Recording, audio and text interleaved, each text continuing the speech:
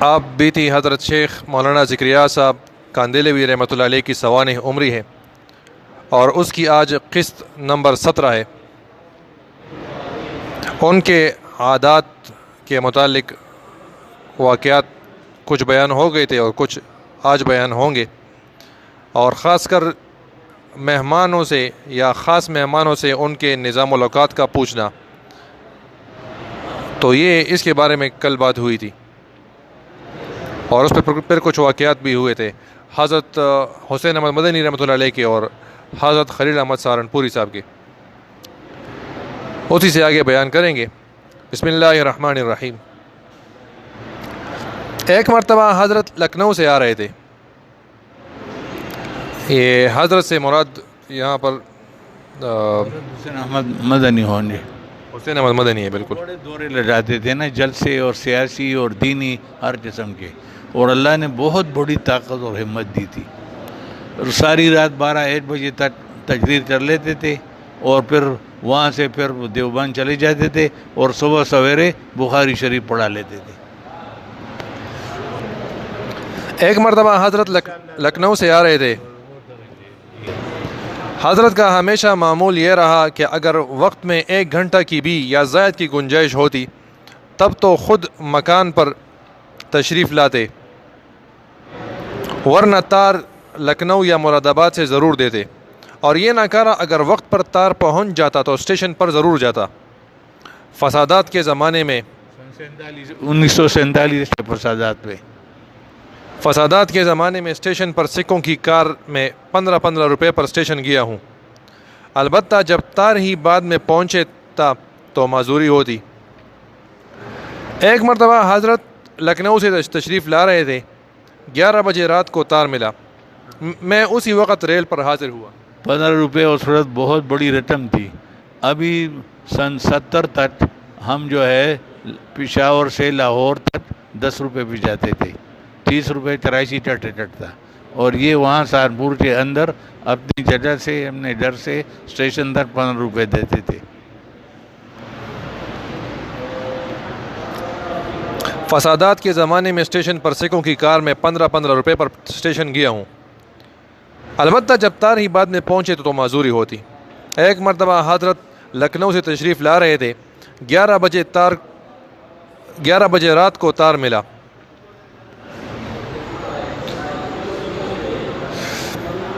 اسی وقت ریل پر حاضر ہوا۔ 12 بجے گاڑی آئی، میں نے مصافحہ کے ساتھ پوچھا، حضرت نظام یعنی کیا سفر کی ترتیب ہے؟ یوں فرمایا، اسی وقت 1:30 بجے کی گاڑی سے دیوبند جانے کا ارادہ ہے۔ میں نے عرض کیا، کیا وہاں کوئی اطلاع ہے؟ فرمایا، وہاں کوئی اطلاع نہیں دی ہے کہ تار دیر میں پہنچتا ہے۔ داتار سے شیر جی ٹیلیگرام ٹیلیگرام یہ اس زمانے میں یہی تھی کہ جلدی ایک خط تھا، ٹیلیگرام تھا، نہ فیکس تھا، نہ یہ اور کیا ہے موبائل تھے، اور نہ ای میل تھا، یہ چیزیں تو نہیں تھے، تو سب تار کی ٹریکٹر چاند کرتے تھے وہاں ٹریکٹر، ان ٹریکٹر سے وہ آدمی سمجھتا تھا، وہ کاغذ پر لکھ لیتا اور فوراً وہاں پہنچا دیتا تھا، تو یہ بھی گھنٹوں میں یا منٹوں میں پہنچ جاتی تھی۔ ہاں پہنچ جاتی تھی۔ اگر وہاں تار در سے آدمی تک تو وقت لگ جاتا تھا کہ کوئی دیر سے پہنچائے یا راستے میں پہنچاتے ہوئے کہاں چائے پیے ٹھہرے، لیکن ایک جگہ سے دوسری جگہ، اور یہیں جلدی خاص کر موت کی، جنازہ کی، اس قسم کی باتیں جو تھی وہ تار سے ہوتی تھی۔ میں سن 82 میں اسٹیٹس میں تھا، تو والد صاحب کوئی 8 جون تک غالباً وفات پا گئے تھے، تو تار کے ذریعے سے مجھے اطلاع ملی تھی کہ وہ کہ خط دیر سے پہنچے گا، تو ہاں ٹیلیگرام۔ اور ہمارے تو گاؤں میں کوئی انگریزی والا بھی نہیں تھا، کوٹے میں یہ صاحبزادگان صاحبان تھے، تو یہ انگریزی کیا ہے صاحبزادہ عبدالقیوم خان کی وجہ سے اس خاندان میں بہت سے لوگوں نے اسلامی کالج میں اور لاہور وغیرہ علی گڑھ میں پڑھے تھے، تو انگریزی جانتے تھے۔ جب کوئی گاؤں تار آ جاتا تھا تو وہ کوٹہ ہم سے کوئی 4-5 کلومیٹر ہے، تو وہاں لے جاتے تھے کہ तार में किया लेता है। तो तार जो है ये टेलीग्राम है, पोस्ट ऑफिस सिस्टम का एक पार्ट था। पोस्ट ऑफिस से होती थी। मैंने पूछा इस वक्त देवबंद के स्टेशन पर सवारी मिलेगी? इरशाद फरमाया नहीं। मैंने कहा तो फिर मदरसा तशरीफ़ ले जाइए। इरशाद फरमाया कि तुम अपने उसूल के ख़िलाफ़ क्यों कहते हो? मैंने अर्ज़ किया हज़रत मेरा उसूल अकाबिर और मेहमानों की राहत के वास्ते है, कोई मुसीबत के वास्ते नहीं है। हज़रत ने खूब तबस्सुम फरमाया और मदरसा तशरीफ़ ले आए। अल्लाह मेरे सारे ही बुज़ुर्गों को बहुत ही आली मरातिब नसीब फरमाए। जितनी जितनी मैंने बेअदबियाँ गुस्ताखियाँ अपने अकाबिर की शान में की, उतने ही उनकी शफ़क़तें मोहब्बतें करम फरमाइयाँ बढ़ी। ऊपर के वाक़यात इस सियाहकार के अपने अकाबिर के साथ रहे। इसके बिलमुकाबिल मेरी बुरी आदतों में से एक आदत यह भी है कि जैसा कि इस सियाहकार को हमेशा अकाबिर के साथ उनकी राय के ख़िलाफ़ क़याम न करने पर इसरार रहा, इसी तरह अपने क़याम पर भी तजवीज़ से ज़ायद क़याम पर बहुत ही लड़ाइयाँ बेअदबियाँ गुस्ताखियाँ हुई। अल्लाह ताला सब ही को माफ़ फरमाए। अपनी इंतहाई बेअदबी का पहले एक क़िस्सा लिखवा कर फिर असल क़िस्से की तरफ आऊँगा जो इस वक्त मकसूद है। मेरे चचा जान, मेरे मुर्शिद व उस्ताद हज़रत अक़दस अम्मी व सनवाबी की भी मेरे दूसरे अकाबिर व अहबाब की तरह से हमेशा यह ख्वाहिश रही कि इस सियाहकार का क़याम जितना बढ़ जाए। सिर्फ ये मौलाना इलियास रहमतुल्लाह अलैह के मुतालिक बात हो रही है। तबलीग के जो अमीर और जिस जिन्होंने ये तबलीग का काम शुरू किया था, इनके वाले से छोटे थे, इनके चचा थे और बाद में ससुर भी थे। जब पहली बीवी वफात गई तो दूसरी शादी जो की थी वो मौलाना इलियास रहमतुल्लाह अलैह की बेटी के साथ की थी। और ये तलहा जो है, जो इनका बेटा है, पहली बीवी से बेटा कोई नहीं था, वो सब बेटियां थी।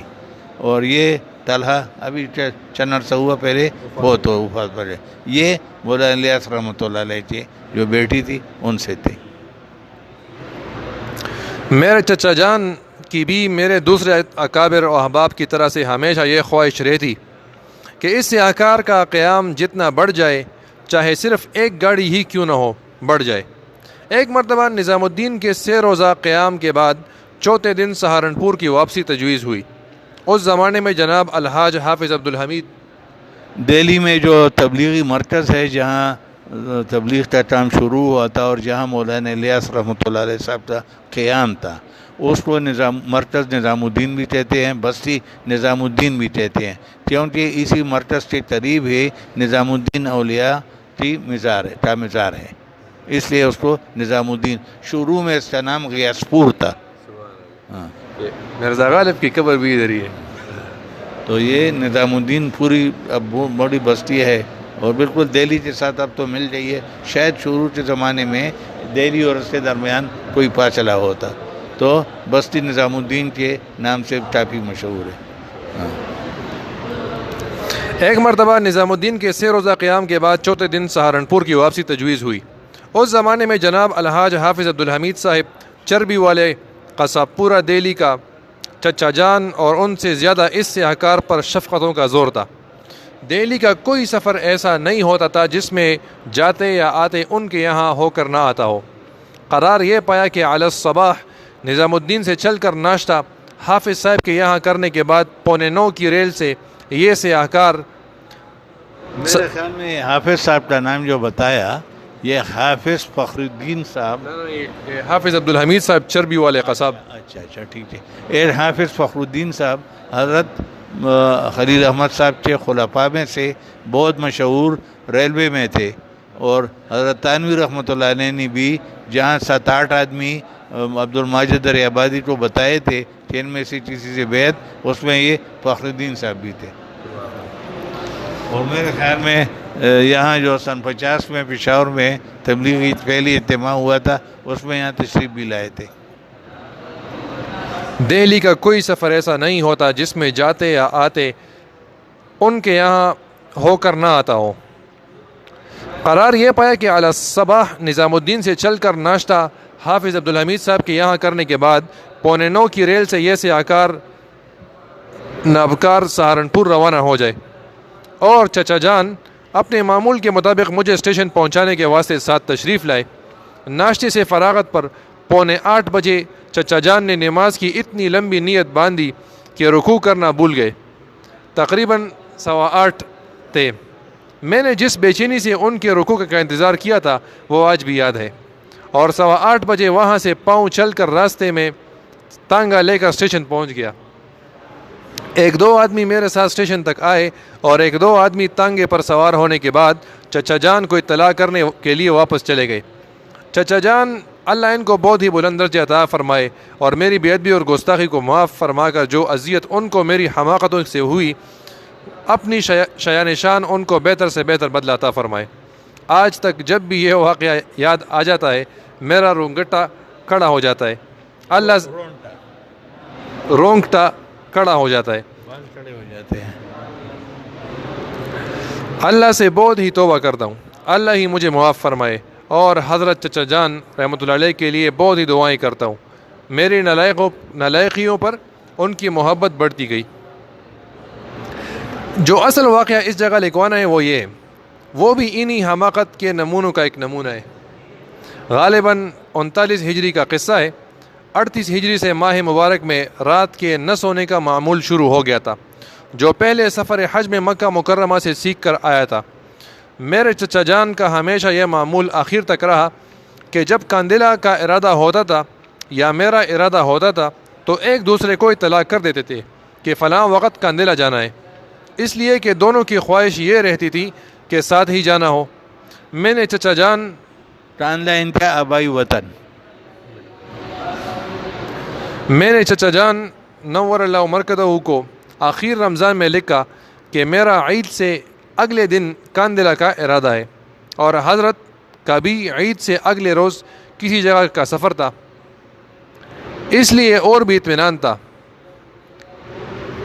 چچا جان نے منظور فرما دیا۔ عید سے اگلے دن بندہ سہارنپور سے اور چچا جان دلی سے کاندلہ پہنچے۔ گاڑی کا میل کاندلہ اسٹیشن پر ہوتا تھا۔ بیک وقت دونوں 12 بجے کے قریب اسٹیشن پر اترے۔ قصبے میں پہنچے تو معلوم ہوا کہ ہم اثر عزیز سب کاندلہ کے قریب لوئی کا ایک قصبہ ہے، غالباً 10 میل ہے۔ بھائی اکرام الحسن، ماسٹر محمود الحسن، عزیزم بھائی ظہیر الحسن مرحوم، حاجی محسن مرحوم وغیرہ اعزہ سب لوئی گئے ہوئے ہیں۔ مستورات نے ہمارے جاتے ہی ایک آدمی لوئی بیچ دیا کہ دونوں چچا بھتیجے آئے ہوئے ہیں۔ اس آدمی نے لاپرواہی برتی، اس کو کیا اہمیت تھی؟ وہ شام کو لوئی پہنچ کر اپنے عزیزوں میں ٹھہر گیا۔ صبح کو اس نے کنور اصغر علی خان مرحوم جن کی ملاقات کے لیے یہ کاندلوی پارٹی گئی ہوئی تھی، وہاں جا کر یہ پیام پہنچایا۔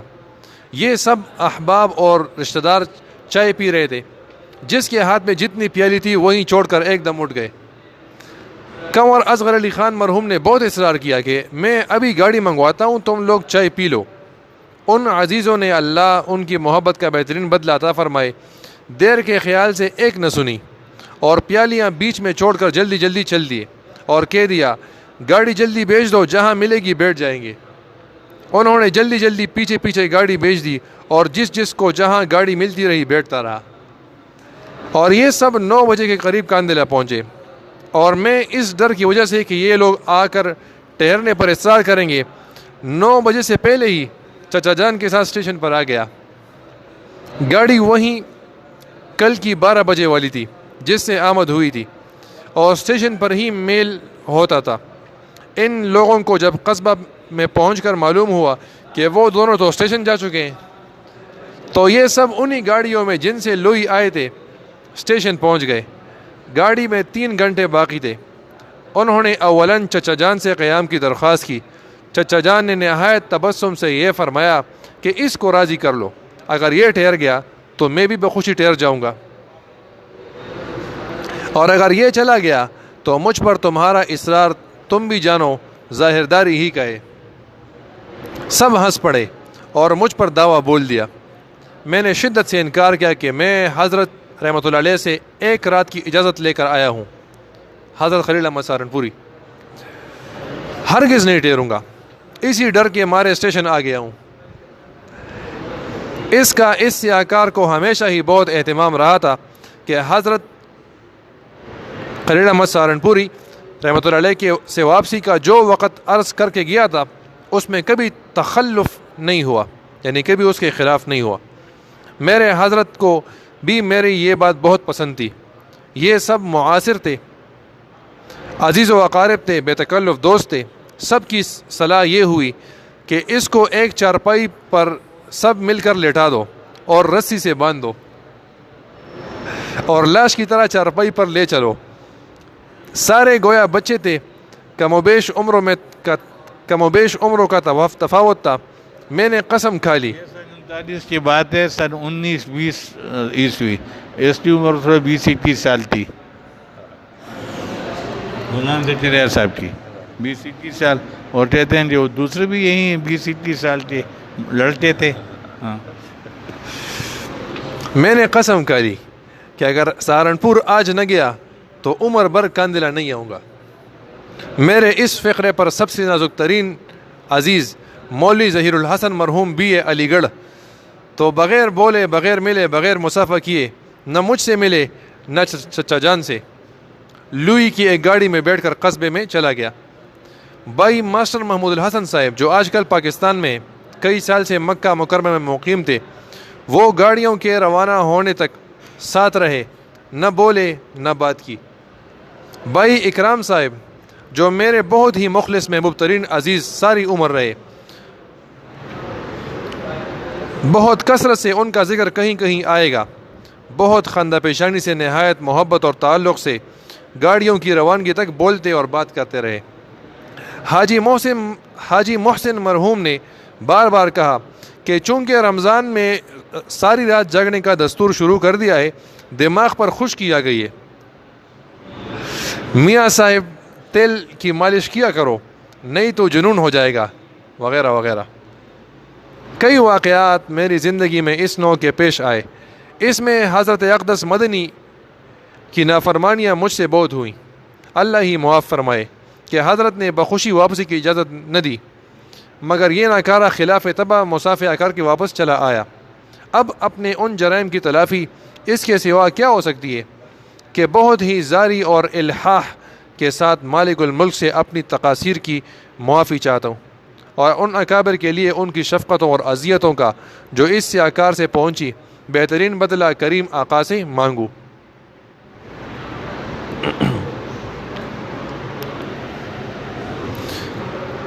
اب اس کے بعد اگلا واقعہ ہے. میری انہی بری عادتوں میں سے جو اوپر گزر چکی, ایک بری عادت یہ تھی کہ میرے اس سوال پر کہ کب تک قیام ہے, بہت سے لوگ یہ جواب دیا کرتے تھے کہ جب تک حضرت کا ارشاد ہو. یہ محمل جواب مجھے ہمیشہ بہت برا لگا ہے. میں ان کے اس جواب پر ہمیشہ یہ کہا کرتا ہوں کہ واہ واہ, میرے چھوٹے بھائی یعنی مولانا یوسف صاحب ہر شخص سے 3 چلے مانگا کرتے تھے. میں تو ان کا بڑا بھائی ہوں, اس لیے 4 چلے تو آپ قیام کیجئے, اس کے بعد غور کریں گے. اور جب وہ یوں کہتا ہے کہ اتنا تو میں نہیں ٹھہر سکتا, تو پھر میں کہا کرتا ہوں کہ پھر جناب نے یوں کیوں فرمایا تھا کہ جب تک تو کہے, یعنی جب تک حضرت اجازت دے. میں تو آپ کے جواب سے یہ سمجھا کہ آپ بھی میری طرح سے گھر سے فالتو ہیں, مجھے تو آپ کی ضروریات کا حال معلوم نہیں تھا. اب دوبارہ بتائیے کب تک ٹھہر سکتے ہیں. اس پر 2-4 یا زیادہ سے زیادہ ہفتہ عشرہ نکلا کرتا ہے. میرا مقصد اس سوال سے یہ ہوا کرتا ہے کہ آنے والے کی مدت قیام معلوم ہونے کے بعد اپنے اوقات کی رعایت کرتے ہوئے اس سے بات کروں. اگر ہم روزہ جلدی جانے والا ہے تو اسی وقت بات کرنے کی کوشش کروں, اور اگر اس کے وقت میں گنجائش ہے تو اپنے اوقات کی رعایت کرتے ہوئے اس کے واسطے وقت تجویز کروں کہ اپنے طالب علمانہ مشاغل کی وجہ سے دن میں وقت بچنا بہت مشکل ہوتا ہے. میرے تخلیوں اور تفصیلی بات کے لیے وقت مغرب کے بعد سے لے کر سونے کے وقت تک نکل سکتا ہے، اس لیے کہ اپنے امراض اور اعذار کی وجہ سے اب رات کو علمی کام نہیں ہوتا۔ نمبر 5، ہم کیا کرتے ہیں جی، مہمانوں کے لیے فرض نماز بھی ادا کر دیتے ہیں۔ مہمانوں کا حق ہے، ان کی راحت رسانی کا انتظام کرو، وہ جس مقصد کے لیے ہے اس میں اس کی مدد کرو، یہ نہیں جو اس کے ساتھ لپٹے رہو اور جتنا وہ رہے وہ آپ ان کے ساتھ بیٹھے اور گپ شپ ہو رہے لے جائے۔ ان کا وقت بھی ضائع کرو، اپنا وقت بھی ضائع کرو۔ نمبر 5، انہی بری عادتوں میں سے ایک بری عادت جس میں مجھے اپنے آقا حضرت مدنی رحمۃ اللہ علیہ کی طبع مبارک کے خلاف یہ بری عادت ہمیشہ رہی کہ میرے حضرت مدنی کے مہمان کی کوئی دعوت کرتا تو حضرت کو ازراہ محبت و شفقت، داعی و مدعو دونوں پر غصہ آ جاتا۔ حضرت داعی سے ڈانٹ کر فرماتے، تم میرے مہمان کو چھینتے ہو، اور مہمان سے فرماتے، آپ سے دال روٹی نہیں کھائی جاتی، مال کھانے کو جی جاتا ہے۔ اس کے بالمقابل اس سیاہکار کا ہمیشہ یہ معمول رہا کہ اگر میرے مہمان کی کوئی اور دعوت کرے تو مجھے اس کا بخوشی پسند کر لینا معلوم ہو جائے تو میں کبھی مانع نہیں ہوتا، بلکہ بڑی خوشی خندہ پیشانی سے قبول کر لیتا ہوں، بشرطے کہ مہمان اس کو خوشی سے پسند کرے۔ بلکہ اگر مجھے یہ معلوم ہو جائے کہ میرا مہمان دعوت دینے والے کی دعوت کو زیادہ پسند کرتا ہے اور محض میرے لحاظ سے میرے یہاں کھانا چاہتا ہے تو میں از خود داعی کی سفارش کر دیتا ہوں۔ 3 واقعے اپنے 3 اکابر کے نمونے کے طور پر لکھواؤں گا۔ الف، مولانا حبیب الرحمن صاحب رئیس الاحرار، جن کا کچھ حال پہلے گزر چکا اور ان کے اس ناکارہ سے تعلقات روز افزوں شروع ہو گئے تھے، ایک مرتبہ سہارنپور آئے۔ سہارنپور کے ایک صاحب نے ان کی دعوت کی۔ انہوں نے اس خیال سے کہ زکریا کو ناگوار ہوگا سختی سے انکار کر دیا۔ ان کے داعی میری اس بری عادت سے خوب واقف تھے۔ انہوں نے اصرار سے کہا کہ آپ منظور کر لیجئے، میں اس سے نمٹ لوں گا۔ رئیس الاحرار صاحب نے کہا کہ بہت بے ادبی ہے، میں خود اجازت لے کر آتا ہوں۔ ان داعی نے بہت اصرار کیا کہ آپ اس کی بالکل فکر نہ کریں، میں اس سے خوب واقف ہوں، مگر رئیس الاحرار نے نہ مان کر دیا۔ ظہر کی نماز کے بعد میں اپنے مکان کے دروازے میں قرآن پاک کی دیکھ کر تلاوت کر رہا تھا۔ یاد نہیں کہ رمضان تھا، غالباً رمضان ہی تھا، اس لیے کہ رمضان ہی میں ظہر کے بعد تلاوت کا اکثر معمول رہا ہے۔ مولانا نے آتے ہی سلام کیا۔ میں نے تلاوت بند کر کے سلام کا جواب دیا اور پوچھا، کچھ فرمانا ہے؟ انہوں نے ایک طویل تمہید شروع کی۔ میں نے 1 منٹ میں اندازہ کر کے اس سے کہا کہ اگر کسی نے شام کی آپ کی دعوت کی ہے تو بخوشی منظور ہے، بشرطے کہ آپ پسند فرمائیں۔ میرے اس روکے سے جواب پر وہ سکتے میں کھڑے ہو گئے۔ انہوں نے کچھ کہنا چاہا، میں نے کہہ دیا، اس کی بالکل فرصت نہیں، عشاء کی بات ہوگی۔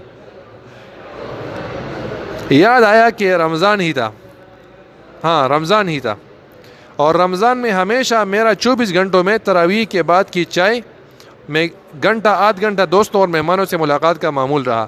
تراویح کے بعد میں نے ان سے اپنی اس بری عادت کا تذکرہ کیا۔ میں نے کہا کہ آپ کے دعوت دینے والے نے صحیح کہا تھا کہ وہ میری اس عادت سے خوب واقف ہیں۔ میرا دستور یہ ہے کہ میرے مہمان کی جب کوئی دعوت کرتا ہے اور مجھے یہ اندازہ ہو جائے کہ وہ بخوشی پسند کرتا ہے تو میں کبھی مانع نہیں بنتا۔ اس خامخواہ آپ میرے ساتھ آئیں گے، آزادی دیتی تھی۔ اس لیے کہ جب کوئی شخص دعوت کرے گا تو وہ کچھ خاطر ضرور کرے گا۔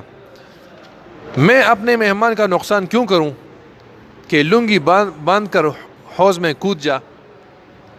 البتہ مہمان ہی اگر مال چھوڑ کر دال کھانا چاہے تو مجھے بھی زبردستی نہیں، سر آنکھوں پر۔ چنانچہ متعدد وزرائے ہند و بیرون ہند کہ جب اس ناکارہ کے مہمان ہوئے اور میں نے ان کے اکرام میں کچھ اہتمام کیا تو انہوں نے شدت سے اس پر نکیر کی اور یہ کہا کہ یہ چیزیں تو ہمیں روز روز ملتی ہیں، ہم تو آپ کے لنگر کا کھانا کھانے آئے تھے، وہ ہمیں نہیں ملتا۔ ایک وزیر صاحب نے یہ کہا، ہمیں تو آپ کے اپنے مدرسے کے مطبخ کا کھانا کھلائیے۔ ان کے لیے بعض طالب علموں کا میں نے کھانا لے کر اپنے دسترخوان پر بلایا. ان کا کھانا وزیر صاحب نے کھایا اور وزیر صاحب کی مرغی بریانی ان طالب علموں نے کھائی. یہ مولانا محمد قاسم نانوتوی رحمۃ اللہ علیہ جو دیوبند کا بانی ہے، اس کا دستور یہ تھا کہ اگر کوئی بڑا آدمی، مالدار، رئیس، نواب مہمان ہوتا تو اس کے لیے معمولی دال ساگ جو ہے وہ پکاتے تھے، اور جو غریب فقیر مہمان ہوتا تو اس کے لیے بہت اہتمام کرتے تھے، پولا تھا، مرغی تھا، یا جیسی بھی حلوے، ساری چیزوں کا. اور فلسفہ اس میں یہ تھا کہ بھائی یہ لوگ تو جو مالدار ہے یہ تو گھروں میں روزانہ ہی چیزیں چاہتے ہیں، ہاں، تو ان کو ان کی کیا اہمیت ہوگی، ہاں. اور یہ غریب جو ہے یہ تو روزانہ ہی دال ساگ کھاتے ہیں، میں بھی ان کو دال ساگ کھلاؤں تو یہ اچھا نہیں ہے. تو وہ ایسا تھا. تو یہاں بھی اس قسم کی وہ بات کہ طالب علموں کو ووٹ دلایا، ان کو ووٹ دلایا.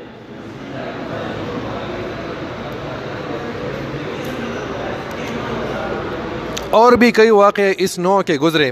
ایسوں کے لیے میں بھی پسند نہیں کرتا کہ کوئی ان کی دعوت کرے. دعوت کے سلسلے میں میرے دو اکابر حضرت اقدس مدنی اور حضرت اقدس رائے پوری کا خاص معمول رہا ہے. یہ دونوں حضرات اس سیاہکار کے یہاں کا کھانا چھوڑ کر کسی دوسری جگہ کا کھانا بلا کسی سخت مجبوری کے ہرگز پسند نہیں فرماتے تھے، لیکن دونوں اکابر کا معمول آپس میں ضد تھا.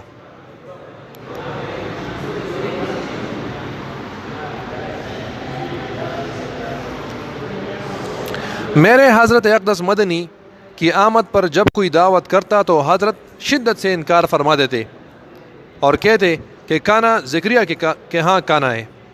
بارہا اس کی نوبت آئی. ایک مرتبہ جمعیت علماء کی کانفرنس حضرت کی طرف سے بلائی گئی. خواجہ اطہر صاحب ضلع کے صدر تھے. 2 بجے سے عصر تک جمعیت کانفرنس ہوتی رہی. عصر کے بعد حضرت مدرسہ تشریف لانے لگے. خواجہ صاحب نے عرض کیا کہ حضرت یہ کیا؟ فرمایا کہ کھانا ذکریہ کے ہاں کھانا ہے. انہوں نے بہت اصرار کیا کہ جمعیت آپ کی طرف سے طلب کی گئی ہے. حضرت نے فرمایا جس کام کے واسطے طلب کی تھی وہ کام ہو گیا. میں نے کھانے کی دعوت نہیں کی تھی، آپ کے لائیے. خواجہ صاحب نے بہت ہی اصرار فرمایا مگر حضرت نے قبول نہ فرمایا. مجھے خود بھی اس کا واہمہ نہ تھا کہ حضرت جمعیت کو چھوڑ کر تشریف لے آویں گے. اسی طرح سے مولانا منظور النبی مرحوم نے ایک دفعہ ایک کانفرنس حضرت کی طرف سے بلائی. مغرب تک کانفرنس رہی اور مغرب کے بعد حضرت اس سیاہکار کے گھر تشریف لے آئے. مولوی صاحب مرحوم کو بہت ہی ناگوار بھی ہوا. میں نے چپکے سے خوشامد کی کہ اکابر کی منشا پر عمل حقیقی تعلق اور محبت کی علامت ہے. میں نے تو کوئی درخواست نہیں کی. اگر میں درخواست کرتا تو آپ کا مجھ پر غصہ بجاتا کہ آپ کے مہمان کو کیوں چھینا. لیکن یہ تو حضرت کا خود منشا ہے، اس پر آپ کو بھی ہتھیار ڈال دینا چاہیے. 20 واقعات میرے حضرت مدنی کے اس قسم کے پیش آئے. یہ قائد اعظم کا بھی ایک واقعہ ہے کہ اس نے جب کوئی میٹنگ بلائی تھی تو اس میں اس کو سیکرٹری نے کہا کہ یہ اس ٹائم پہ چائے کا وقفہ ہو گیا، کچھ اس طرح سے بات ہوئی تھی.